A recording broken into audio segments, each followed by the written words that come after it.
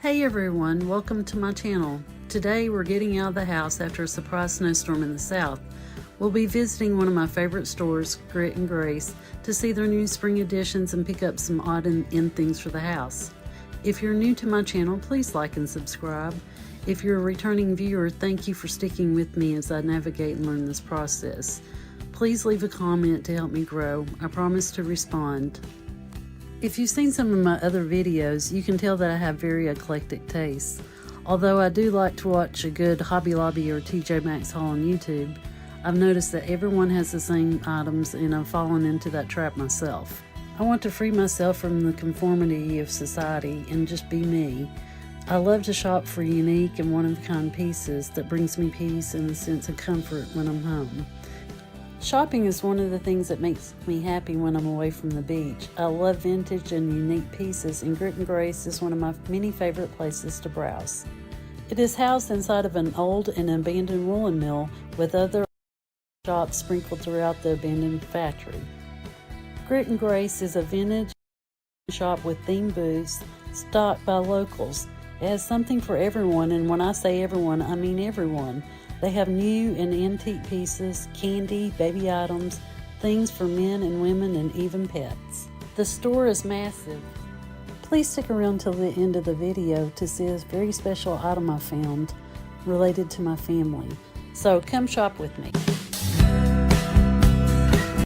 Of course, I could not show you the entire store, or we would be here for hours, but if you would like to see more, let me know in the comments.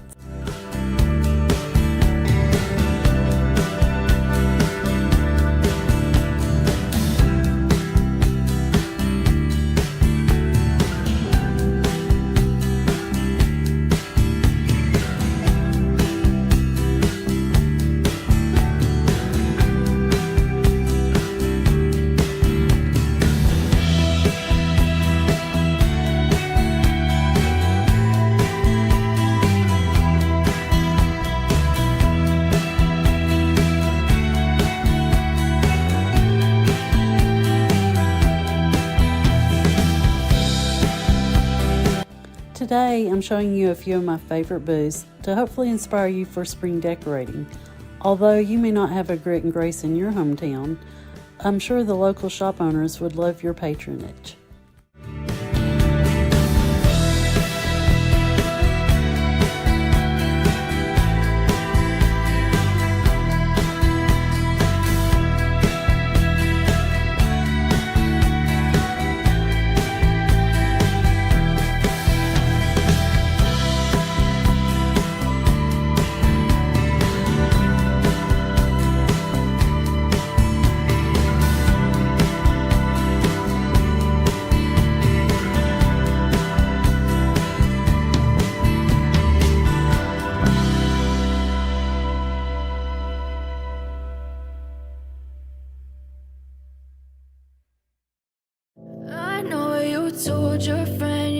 I found a very personal item in this booth that I'll share later in the video.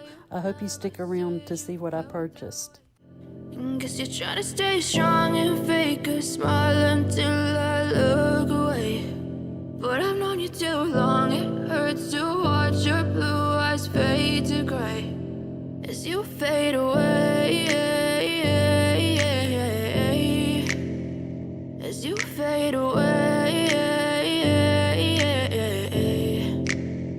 Yeah, I'm about to fade away, cause every time I wake up I feel like it's Monday. Something's going wrong with all the chemicals up in my brain. All of a sudden I don't look at anything the same way. Gotta build up of my thoughts sitting in an ashtray. I'm sorry that I'm so inconvenient, okay. Just let me be me and I'll stay out of your way. I can see the way you look at me, I'm such a disgrace. I never really asked to be brought into this place. You wanna love me? Well then baby have a taste. All the highs and the lows, no you'll never be the same. I don't really wanna hurt you, but I can't control the pain. If you're sticking by my side, maybe we could be okay. Okay, maybe you could be the change I need today. I promise that I've never felt this way. I really hope that you will choose to stay through all the pain. I know you told your friend you're not okay, and tell me what's wrong and why you never said you felt that way.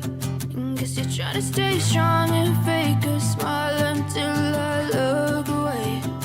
But I've known you too long, it hurts to watch your blue eyes fade to gray as you fade away.